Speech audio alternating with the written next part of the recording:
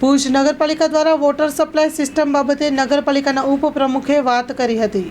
અત્યારે ભુજ શહેરની અંદર જે રેગ્યુલર રાબેતા મુજબ જે સપ્લાય સિસ્ટમ ચાલુ હતી એનામાં અત્યારે થોડાક દિવસોથી વિક્ષેપ આવ્યો છે।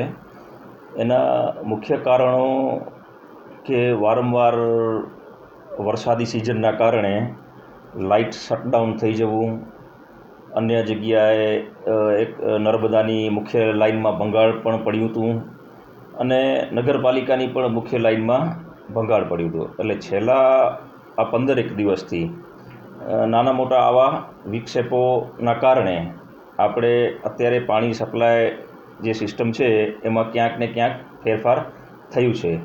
પણ અમારી આખી બોડીના એવા પ્રયત્ન છે કે ભુજ શહેરને રેગ્યુલર રાબેતા મુજબ પીવાનું પાણી મળે અને આવનાર દિવસોમાં કાંઈ પણ પ્રશ્ન ન નડે એના માટે ચોક્કસપણે પ્રયત્ન રહેશે। ખાસ કરીને પાણી વિતરણની વાત આવે તો આપણે નર્મદાનું પાણી આપણને પૂરતું મળે છે કે આપણે વિતરણ કરી શકતા નથી? અત્યારે નર્મદાનું ભુજ શહેરને અંદાજિત 45 ml જેટલું પાણી મળે છે અને ભુજ શહેરનું વ્યાપ દિવસો ને દિવસે વધતું જાય છે।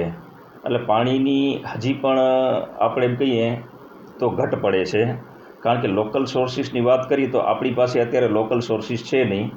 આવનાર દિવસોમાં એક સારી વાત એવી છે કે આપણે પ્લાનિંગ કરીએ કે લોકલ સોર્સિસ પણ આપણે ઊભા કરીએ અને નર્મદાનો જથ્થો કેમ આપણે વધારે મળે એવા ચોક્કસપણે પ્રયત્ન રહેશે।